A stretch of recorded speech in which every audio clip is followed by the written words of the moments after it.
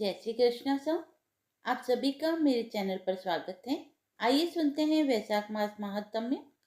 अध्याय 5। नारद जी कहने लगे, हे राजन, वैशाख मास सब धर्मों, तपों और मासों में श्रेष्ठ है। यह मैं तुमसे कहता हूँ कि जब युग समाप्त हो जाते हैं तथा प्रलय काल में भगवान अनेक से एक होकर सब जीवों को अपने उदर में समेटकर समुद्र में शयन करते हैं, तब इस प्रकार कल्प के बीतने पर वेद भगवान को जगाते हैं और भगवान अपने उदर में स्थित जीवों की रक्षा करते तथा उन्हें अपने अपने कर्मों का फल देने के लिए सृष्टि की रचना का विचार करते हैं। उनकी नाभि से त्रिलोकी का आधार रूप स्वर्णमय कमल उत्पन्न होता है। उस कमल से विराट रूप ब्रह्मा उत्पन्न हुए। फिर सत्य, रज और तम उत्पन्न हुए और गुण, प्रकृति, मर्यादा तथा भुवनों के स्वामी रचे गए।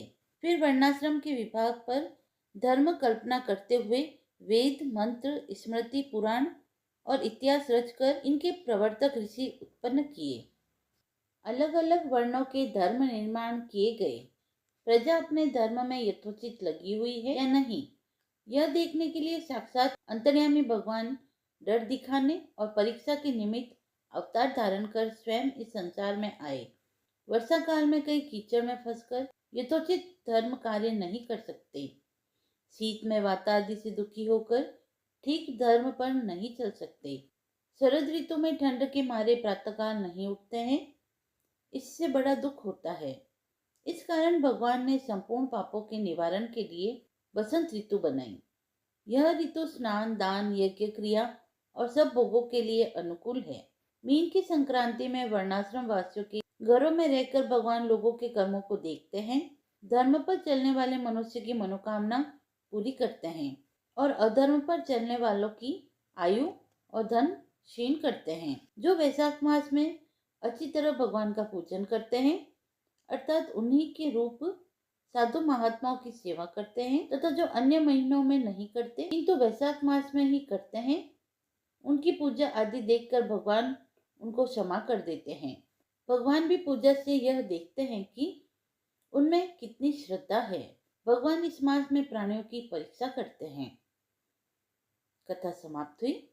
आइए अब सुनते हैं वैशाख मास में रोज सुनी जाने वाली राजा कीर्तिमान की कहानी। पूर्व काल की बात है।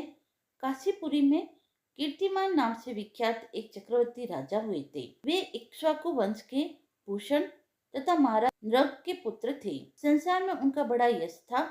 वे अपने इंद्रियों पर और क्रोध पर विजय पा चुके थे। ब्राह्मणों के प्रति उनके मन में बड़ी भक्ति थी। राजाओं में उनका बड़ा उच्च स्थान था। एक दिन वे प्रज्ञा से आसक्त होकर महर्षि वशिष्ठ के आश्रम में आई। वैशाख की चिलचिलाती धूप में यात्रा करते हुए राजा ने मार्ग में देखा, महात्मा वशिष्ठ के शिष्य जगह जगह अनेक प्रकार के कार्यों में विशेषकर तत्परता के साथ संलग्न हैं। वे कहीं पौशला बनाते हैं और कहीं छाया मंडप, किनारे पर झरनों के जल को रोककर स्वच्छ बावली बनाते थे। कहीं वृक्ष के नीचे बैठे हुए लोगों को वे पंखा डुलाकर हवा करते थे। कहीं उख देते, कहीं सुगंधित पदार्थ भेंट करते और कहीं फल देते थे। दोपहर में लोगों को छाता देते और संध्या के समय शरबत। कोई शिष्य घनी छाया वाले वन में झाड़ बुहार कर साफ किए हुए आश्रम के प्रांगण में हितकारक बालू का बिछाते थे और कुछ लोग वृक्षों की शाखा में झूला लटकाते थे। उन्हें देखकर राजा ने पूछा, आप लोग कौन हैं? उन्होंने उत्तर दिया, हम लोग महर्षि वशिष्ठ के शिष्य हैं। राजा ने पूछा, यह सब क्या हो रहा है? वे बोले, ये वैशाख मास कर्तव्य रूप से बताए गए धर्म हैं, जो धर्म, अर्थ, काम, मोक्ष चारों पुरुषार्थों के साधक हैं। हम लोग गुरुदेव वशिष्ठ की आज्ञा से इन धर्मों का पालन करते हैं। राजा ने पुनः पूछा, इनके अनुष्ठान से मनुष्य को कौन सा फल मिलता है? किस देवता की प्रसन्नता होती है? उन्होंने उत्तर दिया, हमें इस समय यह बताने के लिए अवकाश नहीं है। आप गुरुजी से ही यथोचित प्रश्न कीजिए। वे महायशस्वी महर्षि इन धर्मों को यथार्थ रूप से जानते हैं। शिष्य से ऐसा उत्तर पाकर राजा शीघ्र ही महर्षि वशिष्ठ के पवित्र आश्रम पर गए, जो विद्या और योग शक्ति से संपन्न था। राजा को आते देख महर्षि वशिष्ठ मन ही मन बड़े प्रसन्न हुए। उन्होंने सेवकों सहित महात्मा राजा का विधि पूर्वक आतिथ्य सत्कार किया। जब वे आराम से बैठ गए तब गुरु वशिष्ठ से प्रसन्नता पूर्वक बोले, भगवान, मैंने मार्ग में आपके शिष्यों द्वारा परम आश्चर्यमय शुभ कर्मों का अनुष्ठान होते देखा है, किंतु उसके संबंध में जब प्रश्न किया तब उन्होंने दूसरी कोई बात न बताकर आपके पास जाने की आज्ञा दी। उनकी आज्ञा के अनुसार मैं इस समय आपके समीप आया हूँ। मेरे मन में उन धर्मों को सुनने की बड़ी इच्छा है, अतः आप मुझसे इसका वर्णन करें। तब महायशस्वी वशिष्ठ जी ने प्रसन्नता पूर्वक कहा, राजा, तुम्हारी बुद्धि को उत्तम शिक्षा मिली है, अतः उसने यह उत्तम निश्चय किया है। भगवान विष्णु की कथा के श्रवण और भगवत कर्मों के अनुष्ठान में जो तुम्हारी बुद्धि की आत्यंतिक प्रवृत्ति है, यह तुम्हारे किसी पुण्य का ही फल है, जिसने वैशाख मास में बताए हुए महाधर्मों के द्वारा भगवान श्री हरि की आराधना की है। उसके उन धर्मों से भगवान बहुत संतुष्ट होते हैं और उन्हें मनोवांछित फल प्रदान करते हैं। संपूर्ण जगत के स्वामी भगवान लक्ष्मीपति समस्त पाप राशि का विनाश करने वाले हैं। वे सूक्ष्म धर्मों से प्रसन्न होते हैं, केवल परिश्रम और धर्म से नहीं। भगवान विष्णु भक्ति से पूजित होने पर अभिष्ट वस्तु प्रदान करते हैं, इसीलिए सदा भगवान की भक्ति करनी चाहिए। जगदीश्वर श्री हरि जल से भी पूजा करने पर अशेष कलेश का नाश करके और शीघ्र प्रसन्न होते हैं। वैशाख मास में बताए हुए ये धर्म थोड़े से परिश्रम द्वारा साध्य होने पर भी भगवान विष्णु के लिए प्रीतिकारक और शुभ होने के कारण अधिक व्यय से सिद्ध होने वाले बड़े बड़े यज्ञ आदि कर्मों का भी तिरस्कार करने वाले हैं। अतः भोपाल, तुम भी वैशाख माह में बताए हुए धर्मों का पालन करो और तुम्हारे राज्य में निवास करने वाले अन्य सब लोगों से भी उस कल्याणकारी धर्म का पालन करवाओ। इस प्रकार से वैशाख धर्म के पालन की आवश्यकताओं को शास्त्रों और युक्तियों से भली भांति सिद्ध करके वशिष्ठ जी ने वैशाख मास के सब धर्मों का राजा के समक्ष वर्णन किया। उन सब धर्मों को सुनकर राजा ने गुरु का भक्तिभाव से पूजन किया और घर आकर वे सब धर्मों का विधि पूर्वक पालन करने लगे। देवादिदेव भगवान विष्णु में भक्ति रखते हुए राजा कीर्तिमान देवेश्वर पद्मनाभ के अतिरिक्त और किसी देवता को नहीं देखते थे। उन्होंने हाथी की पीठ पर नगाड़ा रखकर सिपाहियों से अपने राज्य भर में यह घोषणा करा दी कि मेरे राज्य में जो 8 वर्ष से अधिक की आयु वाला मनुष्य है, उसकी आयु जब तक 80 वर्ष की न हो जाए तब तक मेष राशि में सूर्य के स्थित होने पर यदि वह प्रातःकाल स्नान नहीं करेगा तो मेरे द्वारा दंडनीय, वध्य तथा राज्य से निकाल देने योग्य समझा जाएगा। यह मेरा निश्चित आदेश है। पिता, पुत्र, पत्नी अथवा सुहृद जो कोई भी वैशाख धर्म का पालन नहीं करेगा वह चोर की भांति दंड का पात्र समझा जाएगा। प्रातःकाल शुभ जल में स्नान करके श्रेष्ठ ब्राह्मणों को दान करना चाहिए।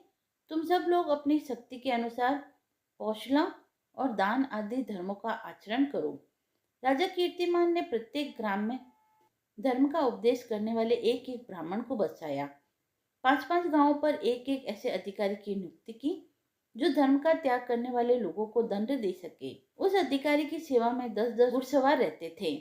इस प्रकार चक्रवर्ती नरेश के शासन में सर्वत्र और सब देशों में यह धर्म का पौधा प्रारंभ हुआ और आगे चलकर खूब बड़े हुए वृक्ष के रूप में परिणित हो गया। उस राजा के राज्य में जो लोग मर जाते थे वे भगवान विष्णु के धाम में जाते थे। वहां के मनुष्यों को विष्णु लोक की प्राप्ति निश्चित थी। एक बार भी वैशाख स्नान कर लेने से मनुष्य यमराज के पास नहीं जाता। अपने धर्मानुकूल कर्म में स्थित हुए सब लोगों के विष्णु लोक में चले जाने से यमपुरी के सब नरक खाली हो गए। वहां एक भी पापी प्राणी नहीं रह गया। वैशाख मास के प्रभाव से यमपुरी के मार्ग की यात्रा ही बंद हो गई। सब मनुष्य दिव्य आकृति धारण करके भगवान के धाम में जाने लगे। देवताओं के जो लोग हैं वे सब भी शून्य हो गए। स्वर्ग और नरक दोनों के शून्य हो जाने पर एक दिन नारद जी ने धर्मराज के पास जाकर कहा, धर्मराज, आपके इस नरक में अब पहले जैसा कोलाहल नहीं सुनाई पड़ता। चित्रगुप्त जी तो ऐसे मौन भाव से बैठे हुए हैं जैसे कोई मुनि हो। महाराज, इसका कारण तो बताइए। महात्मा नारद के ऐसा कहने पर राजा यम ने कुछ दीनता के स्वर में कहा, नारद, इस समय पृथ्वी पर जो यह राजा राज्य कर रहा है वह पुराण पुरुषोत्तम भगवान विष्णु का बड़ा भक्त है। उसके भय से कोई भी मनुष्य कभी वैशाख मास का उल्लंघन नहीं करता। उस पुण्य कर्म के प्रभाव से सभी भगवान विष्णु के परम धाम में चले जाते हैं। मुनि श्रेष्ठ, उस राजा ने इस समय मेरे लोक का मार्ग लुप्त सा कर रखा है। स्वर्ग और नर्क दोनों को शून्य बना दिया है। अतः ब्रह्मा जी के समीप जाकर यह सब समाचार उनसे निवेदन करके मैं स्वस्थ हो जाऊंगा। ऐसा निश्चय करके यमराज ब्रह्मा जी के लोक में गए, ब्रह्मा जी के दर्शन किए और यमराज ब्रह्मा जी के आगे पृथ्वी पर गिर पड़े। फिर यमराज ने कहा, कमलासन, काम में लगाया हुआ जो पुरुष स्वामी की आज्ञा का ठीक ठीक पालन नहीं करता और उसका धन लेकर भोगता है, वह काट का कीड़ा होता है। जो बुद्धिमान मनुष्य लोभवश स्वामी के धन का उपभोग करता है वह 300 कल्पों तक त्रियक योनि नरक में जाता है। जो कार्य में नियुक्त हुआ पुरुष कार्य करने में समर्थ होकर भी अपने घर में ही बैठा रहता है वह बिलावल होता है। देव, मैं आपकी आज्ञा से धर्म पूर्वक प्रजा का शासन करता आ रहा हूँ। मैं अब तक मुनियों और धर्मशास्त्रों के कथनानुसार पुण्य आत्माओं को पुण्य के फल से और पापात्माओं को पाप के फल से संयुक्त किया करता था, परंतु अब आपकी आज्ञा का पालन करने में मैं असमर्थ हो गया हूँ। कीर्तिमान के राज्य में सब लोग वैशाख मासोक्त पुण्य कर्मों का अनुष्ठान करके पितरों और पितामहों के साथ वैकुंठ में चले जाते हैं।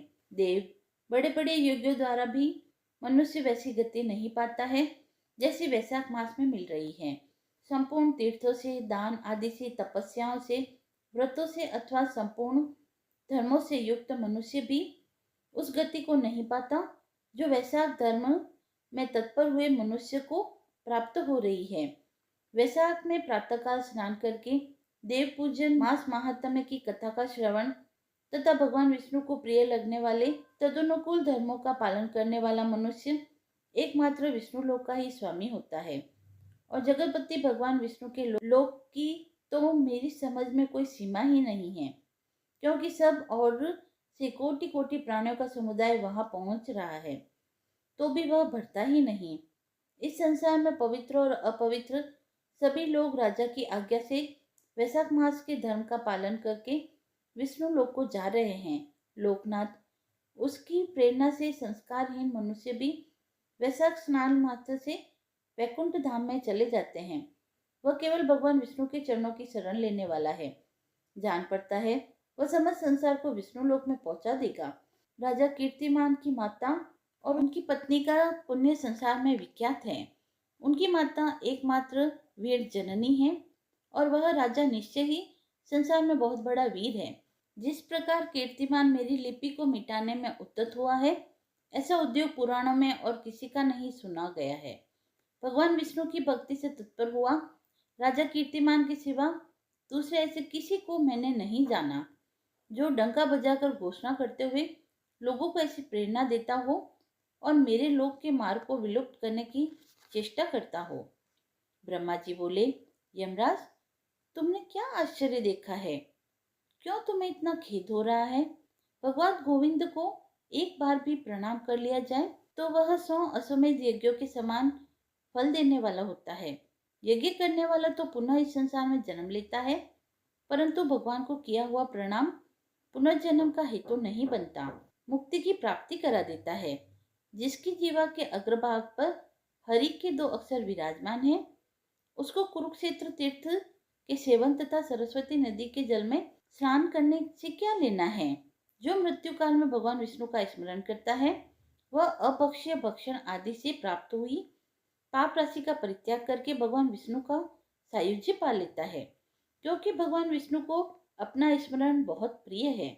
यमराज, इसी प्रकार वैशाख नामक मास भी भगवान विष्णु को प्रिय है, जिसके धर्म को श्रवण करने मात्र से मनुष्य सब पापों से मुक्त हो जाता है।